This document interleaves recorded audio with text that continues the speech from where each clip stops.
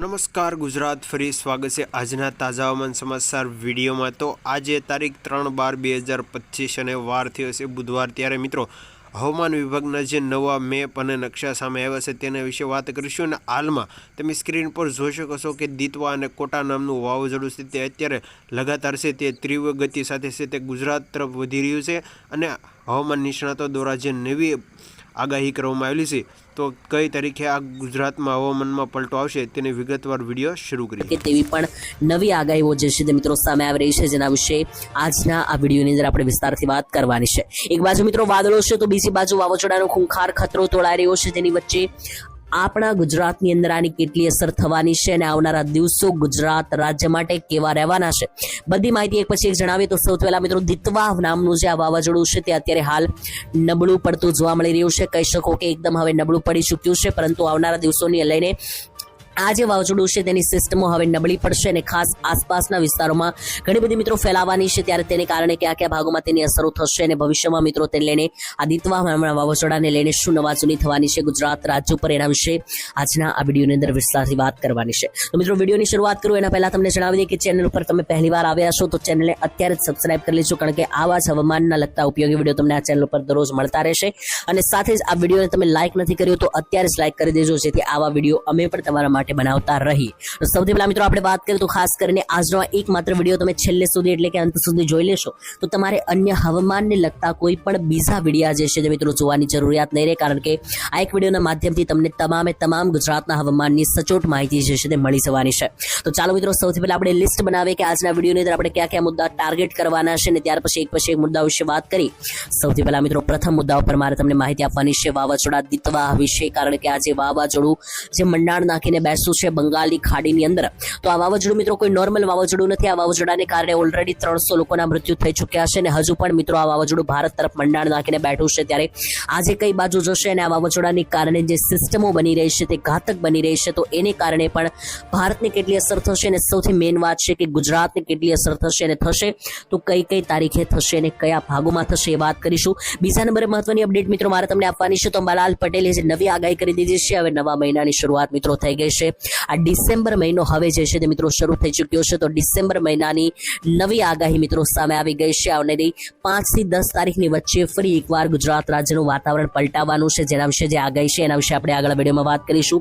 અને ત્રીજા નંબરે હું તમને અપડેટ આપવાનો છું ગુજરાત રાજ્યના હાલના હવામાન વિશે, કે ગુજરાત રાજ્યમાં હાલનું હવામાન કેવું છે અને પ્લસ વરસાદ વિશે પણ વિડીયોના અંતમાં હું તમને માહિતી આપીશ। વાદળોને આધારે આપણે જાણીશું કે કયા કયા જિલ્લાઓ છે, કયા કયા ગુજરાતના ગામડા છે, એક ગામનું નામ લઈને તમને અપડેટ આપીશ કે હજુ પણ જ્યાં વરસાદની આગાહી રહેલી છે અને જ્યાં મિત્રો માવઠાઓ પડી શકે। તો ચાલો મિત્રો હવે ટાઈમ બગાડ્યા વગર વિડીયોની શરૂઆત કરીએ। સૌથી પહેલા મિત્રો વાવાઝોડા વિશે વાત કરીએ તો જે દિતવા નામનું વાવાઝોડું છે મિત્રો તમને લાઈવ હું અહીંયા ફોટો પણ દેખાડી શકું, તો જોઈ લો મિત્રો સેટેલાઇટમાંથી એટલે કે અવકાશમાંથી ફોટો પાડવામાં આવ્યો છે, જેમાં તમે જોઈ લો તો આ જે પટ્ટો છે આ વાદળો છે તે મિત્રો વાવાઝોડું છે। બધું મિત્રો તમે કહી શકો કે જે વાવાઝોડાને કારણે વાદળો બની રહ્યા છે અને જે સિસ્ટમ બની રહી છે આખી લો પ્રેશર ડિપ્રેશનની આખી સિસ્ટમ તમે અહીંયા જોઈ શકો। તો જે આ દિતવા વાવાઝોડાનો ઘેર છે તમે જુઓ તો આ વાવાઝોડું અંદાજિત 400 થી 500 કિલોમીટરની આસપાસ જે છે તે મિત્રો પથરાઈને બેસું છે અને તેની અસરો મિત્રો જુઓ તો અડધા ભારત ઉપર થઈ રહી છે। હવે મિત્રો આપણું ગુજરાત અહીંયા ક્યાં છે તો ગુજરાતને મિત્રો માર્ક આઉટ કરીને તમને દેખાડું તો મિત્રો આપણું ગુજરાત જે છે તે અહીંયા નકશામાં અહીંયા આ વ્હાઇટ સર્કલ ઉપર આવેલું છે અને જોવા જઈએ તો મિત્રો ગુજરાતથી આ વાવાઝોડાનું અંતર અંદાજિત 2500 કિલોમીટર છે। તો આમ જોવા જઈએ તો ગુજરાતની અંદર મિત્રો સીધે સીધું વાવાઝોડાને લઈને કોઈ મોટી અપડેટ નથી, કોઈ મોટા અસર થવાની નથી, પરંતુ જોઈએ તો મિત્રો જોઈ લો આજે આખો પટ્ટો છે વાદળોનો, આખો આજે મિત્રો ઘેર છે વાદળોનો, તેને કારણે જે છે તે મિત્રો આ વાદળની સિસ્ટમ જો આ રીતની સરશે અને આપણું જે ગુજરાત ઉપર આવેલું છે તો મિત્રો આપણું જે આ ગુજરાત આવેલું છે તો આ ગુજરાત સુધી જો આ વાદળોની સિસ્ટમ સરીને પહોંચશે તો એને કારણે ગુજરાત રાજ્યના વાતાવરણમાં પલટો આવી શકે આ દિતવા વાવાઝોડાને કારણે। અને મિત્રો મુખ્યત્વેની અપડેટ એ છે કે અંબાલાલ પટેલે ઓલરેડી આગાહી આપી દીધી છે કે ગુજરાત રાજ્ય માટે 5 થી 10 ડિસેમ્બર ભારે રહેશે। આવનારી 5 થી 10 તારીખની વચ્ચે ગુજરાત રાજ્યનું હવામાન પલટાઈ શકે, માવઠા જે છે તે જોવા મળી શકે।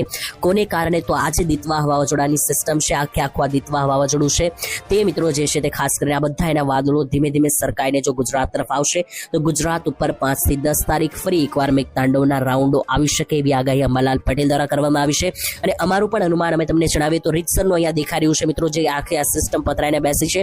આ સિસ્ટમ મિત્રો ક્યાંક ને ક્યાંક રસ્તો પકડીને જશે અને મિત્રો મોટા ભાગના ચાન્સ છે કે આ સિસ્ટમ આ રીતે આખા ભારતમાં ફેલાશે અને એને કારણે જ મિત્રો ફરી એકવાર મિત્રો ગુજરાત ઉપર માવઠાનો રાઉન્ડ જોવા મળી શકે. જો મિત્રો હવે જે માવઠાનો રાઉન્ડ કદાચ આવશે 5 થી 10 તારીખની વચ્ચે જેની આગાહી છે, તો મિત્રો એ કોઈ એટલો ભયંકર કે ખતરનાક નહીં હોય કે જે તમારા ખેતી કાર્યોને પરેશાન કરી શકે. ખેડૂતોએ સાવધાની ચોક્કસ રાખવી જોઈએ, પરંતુ ખેડૂતો જે છે તે પોતાના ખેતીના પાક પણ ખેતીના કામો શરૂ કરી શકે, શરૂ રાખી શકે. કારણ કે જો મિત્રો આ વાવાઝોડાનો વરસાદ પણ આવશે તો એટલો ભયંકર નહીં હોય કે મિત્રો કોઈ વધારે પડતો તબાહી મચાવી દે, કે જે મિત્રો અત્યારે દિતવા વાવાઝોડાને કારણે જે દક્ષિણીય ભારતનો જે હાલ થયો છે એવો હાલ ગુજરાતનો થવાનો નથી. કારણ કે ગુજરાતમાં વાવાઝોડાની અસર નથી થવાની, માત્ર ને માત્ર ઝાપટા પડી શકે.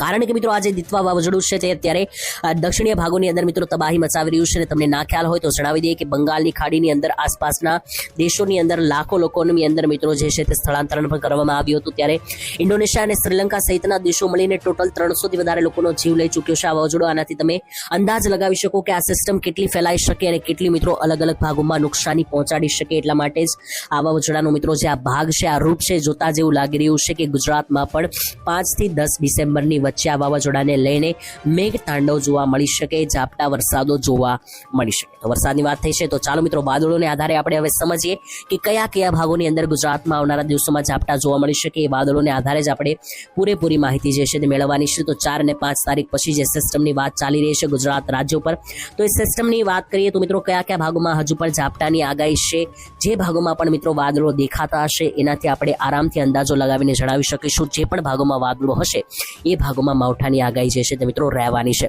તો ચાલો મિત્રો શરૂ કરીએ. તો જોઈ લો 5 અને 6 તારીખ આસપાસ જે છે તે ગુજરાત રાજ્ય ઉપર આ વાદળો જે છે તે ઘેર મારતા જોવા મળી રહ્યા છે. તો જે મિત્રો આગાહી છે મલાલની એ સાચી પડી શકે, કારણ કે વાદળો પૂરેપૂરી અંશે આવતા જોવા મળી રહ્યા છે. જેમાં વિસ્તારો વિશે તમને માહિતી અપડેટ આપું તો જોઈ લો દક્ષિણ ગુજરાતનું સુરતથી લઈને નવસારી, વ્યારા, બારડોલી, વલસાડ, સાપુતારાના વિસ્તારોથી લઈને ઉપર જોઈ લો તો ભરૂચ, રાજપીપળા, વડોદરા, નર્મદા, તાપીથી લઈને જે મિત્રો બોડેલી, છોટાઉદેપુર સહિતનો આખો આ દક્ષિણ ગુજરાતનો પટ્ટો છે, મધ્ય ગુજરાતનો પટ્ટો છે.